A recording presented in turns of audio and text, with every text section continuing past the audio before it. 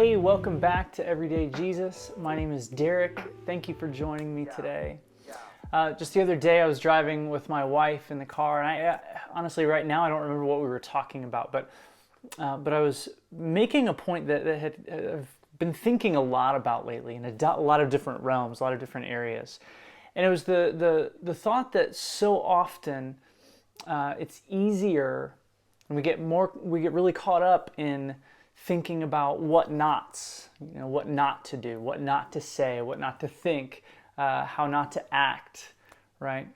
And so often that can become a trap for us. And it's not that those aren't valid, that it's not, there aren't things that sometimes we shouldn't do or we should enact, but so often what we forget is the what for. So I was just kind of making that point of maybe we need to not think so much about what not, but what for. Let me explain a little bit what I mean by that. Even right now, I've been thinking a lot in terms of the kind of racial debates and racial division that we have in our country right now. There's a lot of valid criticism. There's a lot of valid frustrations and hurts and wounds. But I keep thinking that for all the things that we shouldn't say, all the things that we shouldn't do, which are valid and legitimate, one thing that we're not talking about enough is how we should act.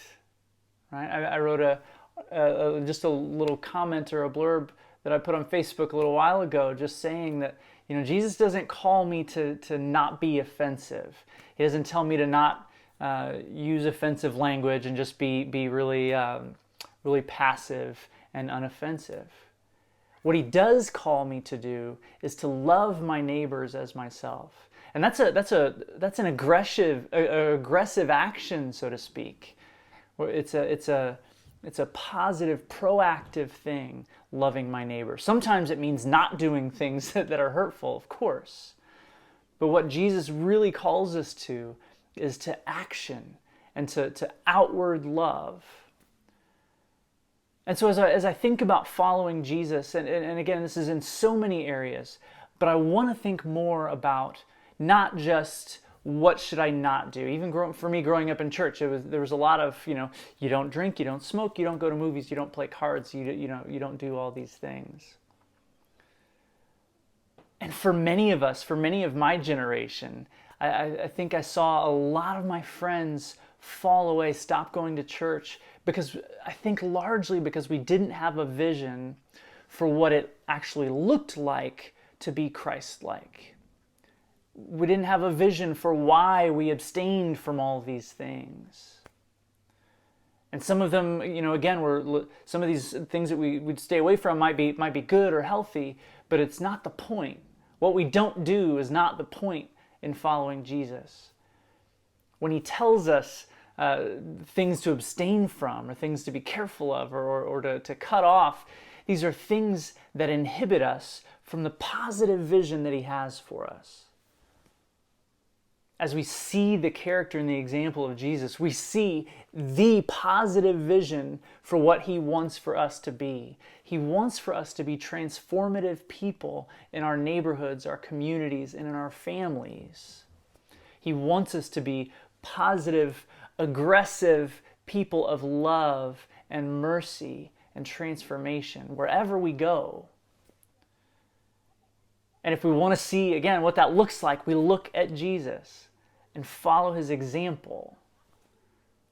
And that's motivating for me, right? Not just not doing a bunch of things. I know I've used this example before, but I have a hard time just working out to work out, right? Just for its own sake, I don't necessarily enjoy it. But if I have a purpose and I have a goal and I have a vision for something that I want to be capable of doing, if I want to be able to climb a climbing wall, I need to train for that. I need to abstain from eating too many desserts or whatever it is.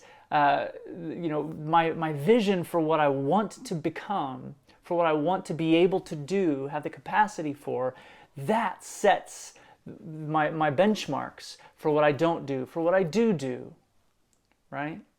It's not just a random arbitrary list of things that we can't do or have to do if we're going to follow Jesus.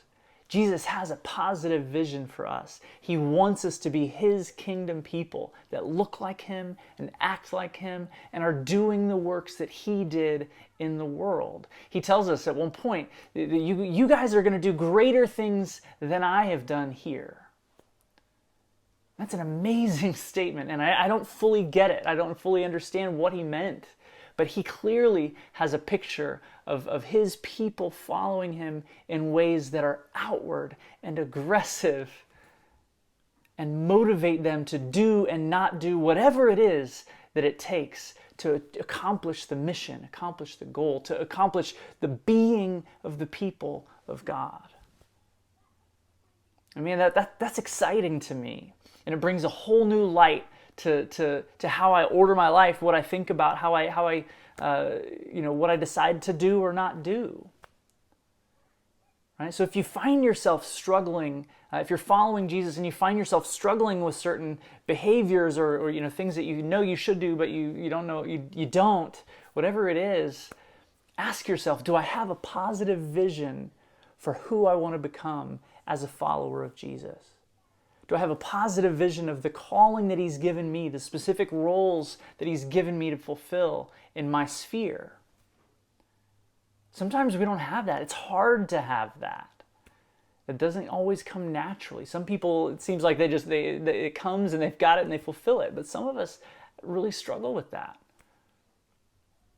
But I believe that Jesus wants that for all of us. I believe that he has a purpose. He's given each of us specific giftings to use for him and for his kingdom.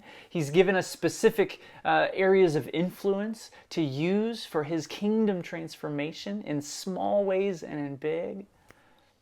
And he wants us to do that. He knows that we will come alive when we're fulfilling those purposes and those roles.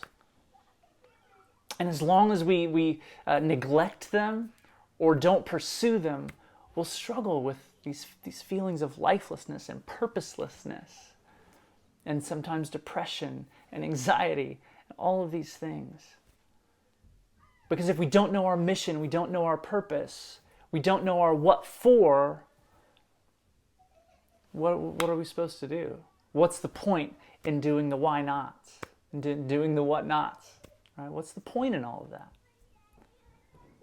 So I encourage you today, if you don't have a clear vision of what Jesus wants you to be and to become as his follower, ask him to show you that today.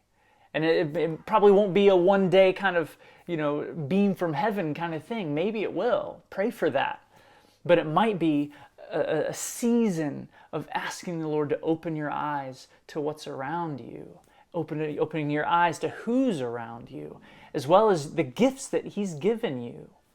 Sometimes we're not in touch with that. Sometimes we don't have a good idea of what it is we're good at and we come alive in doing. I encourage you, take a season to explore that, dig into that. Especially if you're feeling lost today, especially if you're feeling like you don't have a use, like you don't know why I'm doing these things that I'm doing. Why am I going to church? Why am I studying my Bible? Like I know I should do these things, and so I do them. Or maybe I don't because I don't understand why. I encourage you to do that today. Ask the Lord to start showing you, little by little, your what for. And then start asking, okay, what do I need to do that? What do I need to lift? What do I need to shed? How do I need to prepare and make myself into the kind of person that fulfills your mission? If you don't follow Jesus today, he wants that for you. Following Jesus and serving his kingdom is the only thing that will give you purpose in your life. And I know that people say, oh, I have this purpose, I have that purpose. Of course. But it's the only way, the person who made you, the God who made you, is the only one that can fully give you the purpose of your life that will begin now and stretch out into eternity. He wants that for you. I want that for you. And I pray that for you. So begin asking that question of God. Begin maybe today praying, I don't know who you are. I don't know what you want from me or what you want for me, but I believe you want good for me. If you're there, show me. And I believe that he will. Maybe all of a sudden, but maybe over time, as you consistently open yourself to him and listen for him and follow him. This is what it means to follow Jesus. Bless you with that today, and I'll see you next time.